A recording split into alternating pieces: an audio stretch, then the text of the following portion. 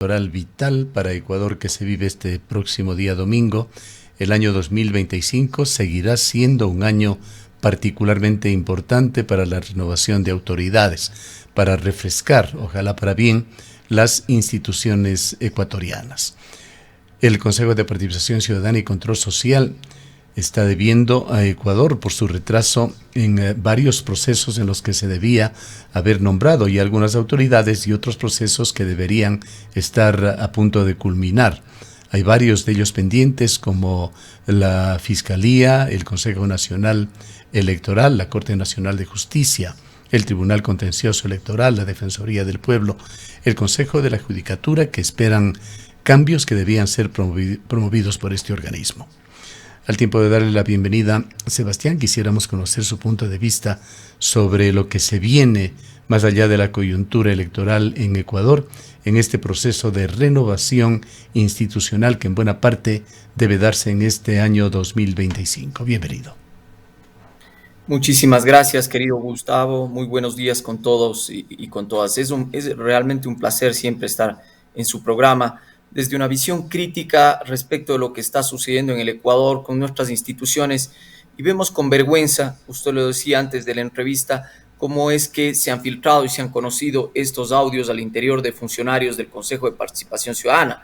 Esto claramente no solo tendrá una repercusión en el proceso electoral, sino que demuestra digamos, cuánta miseria, digamos, se puede ver en nuestra política ecuatoriana, y estas relaciones, digamos, nefastas que existen entre el ejercicio del poder político, la designación de autoridades, los partidos políticos y las más altas autoridades de las funciones del Estado. Y eso de lo que se sabe, querido Gustavo. Naturalmente, estos audios se conocen a partir de, digamos, de estas conversaciones que se deriva entre el consejero Verduga al interior de su organización política y que son parte ya de una indagación penal este momento. Y todo esto a la coyuntura de que este Consejo de Participación Ciudadana, como lo hemos dicho en algunas otras ocasiones, y fíjese que es una cuestión recurrente ya en la política ecuatoriana a partir desde que se crea esta función de transparencia y control social y este mal llamado Consejo de Participación Ciudadana y Control Social. No solo que hemos visto con vergüenza estos audios de algunos de los consejeros que integran este órgano, sino que ninguna de las funciones atribuidas constitucionalmente se han cumplido a cabalidad. Si usted mira con atención la Constitución de la República, podrá ver claramente cuál es el cúmulo de atribuciones que constitucionalmente se le asignan a este Consejo de Participación Ciudadana. Promover la deliberación pública, la participación ciudadana, promover las instancias de participación, ayudar y colaborar, coadyuvar respecto a los procesos de transparencia, de información pública, de lucha contra la corrupción, designar un cúmulo de autoridades de control dentro del Estado, y me parece ser que ninguna de estas atribuciones se han cumplido tal cual como lo encomienda la Constitución. Es decir, no solo tenemos un Consejo de Participación Ciudadana con estos actos vergonzosos que los conocemos hoy en día las ecuatorianas, sino que tampoco ha cumplido su rol constitucional definido. Usted lo decía claramente, existen autoridades que no han sido designadas, cuyos periodos se encuentran prorrogados. Está ahí a la propia Fiscal General del Estado, el Contralor General del Estado, que ahora conocemos inclusive que se ha filtrado algún tema de exámenes y preguntas en la designación del Contralor General del Estado, la Defensoría del Pueblo, el Consejo Nacional Electoral. Es decir, no ha cumplido ninguna de las atribuciones constitucionales asignadas. La pregunta es, Gustavo, y para todos quienes nos escuchan esta mañana, ¿qué podemos hacer seriamente con esta institución que nos llena de vergüenza y que naturalmente no ha cumplido este rol constitucional? Tanto el presidente Noboa como otros sectores políticos han propuesto que se deba eliminar el Consejo de Participación Ciudadana, y para ello proponen una Asamblea Nacional Constituyente. Esto lo hemos conversado en alguna ocasión.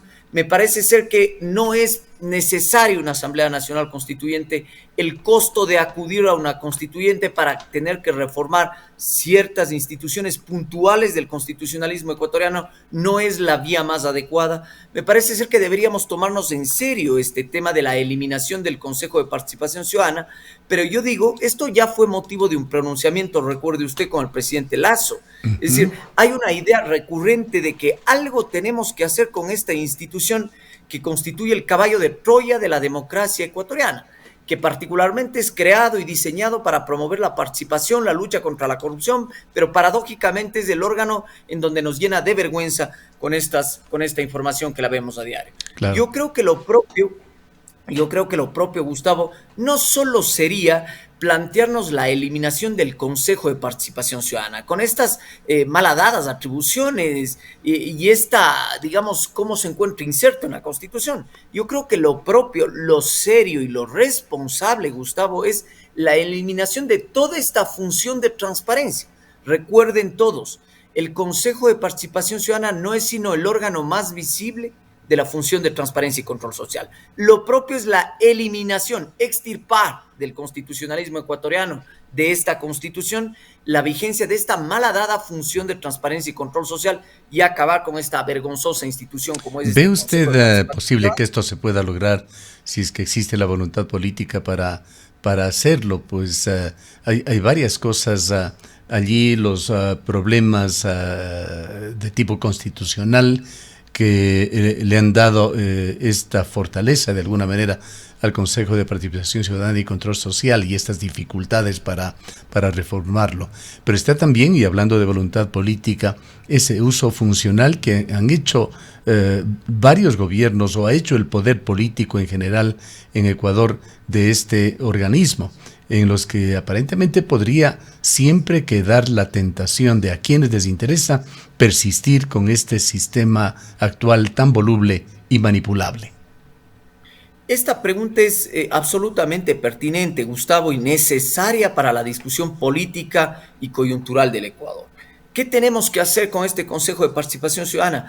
Primero tiene que existir la voluntad política, Gustavo. Usted lo ha señalado con absoluta claridad, la voluntad política de reformar la institucionalidad ecuatoriana, pero perdóneme que le diga, no crear parches y reformas puntuales de coyuntura política. Es decir, no necesitamos que cada semana se le ocurra al presidente de la República o a los diferentes candidatos y demás, hoy en la segunda vuelta inclusive, que tenemos que hacer ciertos parches al constitucionalismo ecuatoriano. Lo que se necesita efectivamente es una reforma seria. Y aquí viene una discusión. Si queremos una reforma seria, ¿por qué no pensarnos en una asamblea constituyente? Porque la asamblea constituyente está diseñada en el constitucionalismo ecuatoriano solo cuando se quieren tocar o restringir derechos fundamentales. Dicho en otras palabras, usted puede reformar cualquier institución, cualquier cosa, elementos constitutivos del Estado, estructura del Estado ecuatoriano, a partir de reformas parciales a la Constitución, sin tener que llegar a una reforma total del texto constitucional. Y digo esto porque existe mucho riesgo en tener que plantear una asamblea constituyente y un nuevo texto constitucional por todo lo que supone. Fíjese usted, solamente para la reflexión ciudadana, si nosotros nos planteamos una nueva constitución, porque es que particularmente pensamos que cambiando de constitución se arreglan los problemas de los ecuatorianos, lo cual no es cierto, tendrá que construirse toda una normativa infraconstitucional, todo un aparataje institucional, toda una estructura estatal secundaria para dar viabilidad a ese nuevo texto constitucional. La gran pregunta es, ¿estamos en las condiciones de realmente tener que volver a foja cero y tener que construir una nueva institucionalidad? Piénsese usted, Gustavo, toda la jurisprudencia que ha desarrollado la Corte Constitucional a tono con los derechos fundamentales, con los cuestionamientos, naturalmente, que existen a decisiones de la Corte Constitucional, decisiones que no han sido claras, sí, hay que decirlo claramente, pero también la Corte Constitucional ha aportado en la construcción del derecho. Pensar que una nueva Constitución es la panacea al problema de los ecuatorianos no me parece acertado.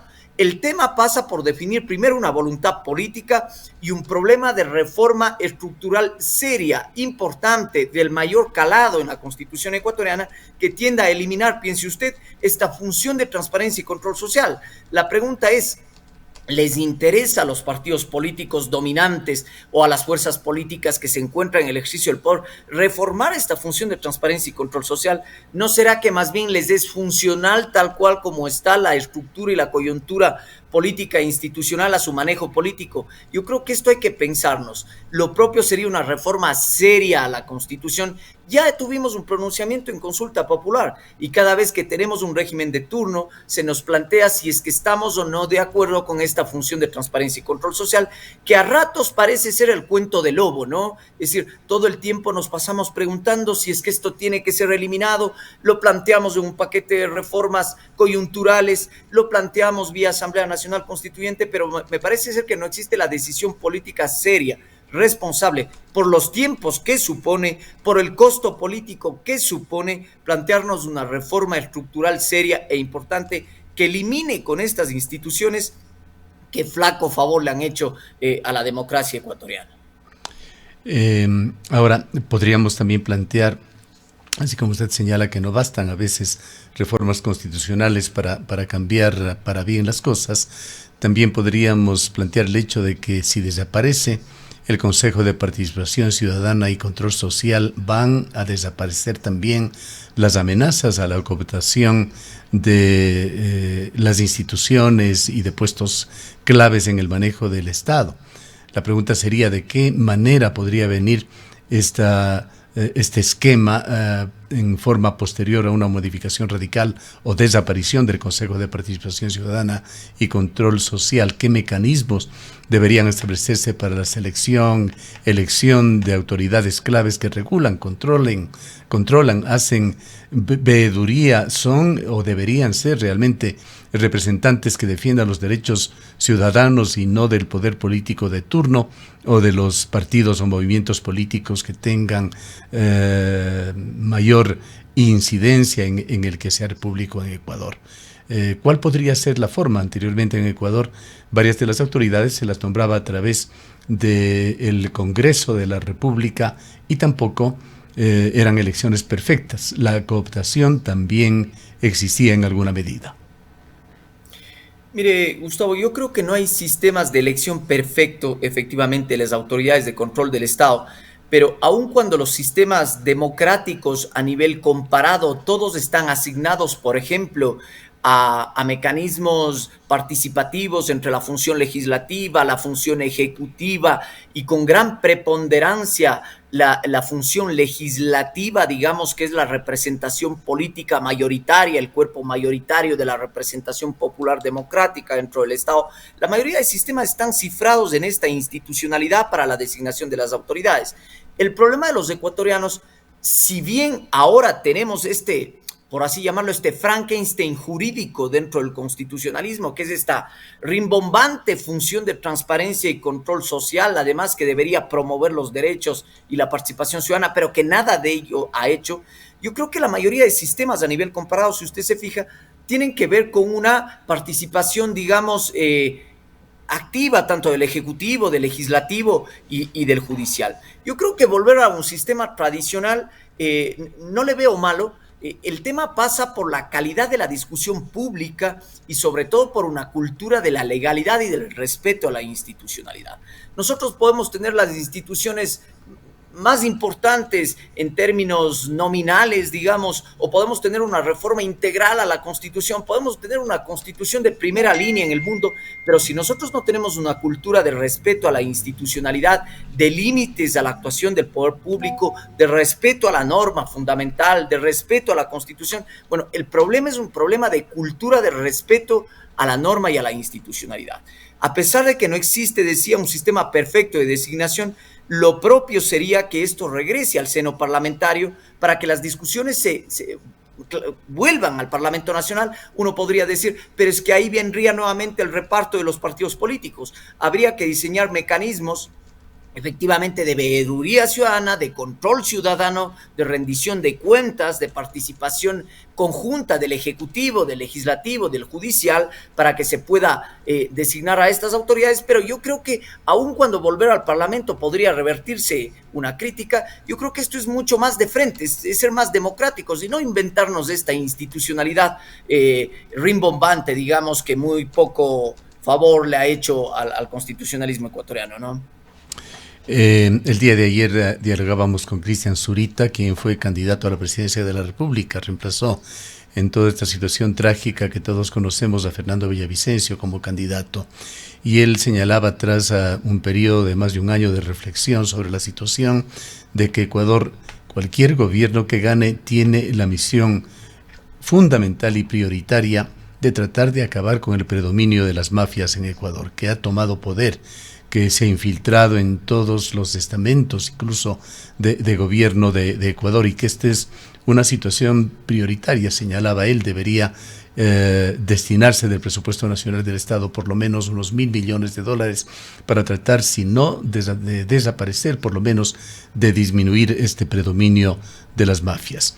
Le hago este preámbulo porque quisiera también conocer desde su punto de vista la importancia de la Fiscalía General del Estado, que es uno de los cargos que no ha sido reemplazado en forma ordenada, como debía habérselo hecho ya, me parece que hace 2 o 3 días, en esta semana, y ha obligado a que Diana Salazar continúe al frente. ¿Qué importancia tiene este puesto clave en Ecuador? Bueno, de la más alta relevancia sin duda, y comparto esta preocupación de Cristian. Efectivamente, la Fiscalía General tiene el monopolio de la acción penal dentro del sistema penal ecuatoriano. Yo creo que es lamentable también que no hayamos tenido un reemplazo en los tiempos oportunos, un concurso público transparente, bien llegado. Fíjese usted la serie de tropiezos que hemos tenido desde la elaboración de un propio reglamento mal hecho para la elección del nuevo fiscal general del Estado. Los temas coyunturales, digamos, de la política penal y de la acción penal más importante pasan por Fiscalía General del Estado. Vuelvo y repito, es un cúmulo de acciones no solo centrado en Fiscalía General del Estado, sino que tienen que ver con la actuación legislativa, con la policía, con las Fuerzas Armadas, con el sistema de justicia, el que tiene que ser depurado, pero tiene que ser depurado a partir de los mejores perfiles.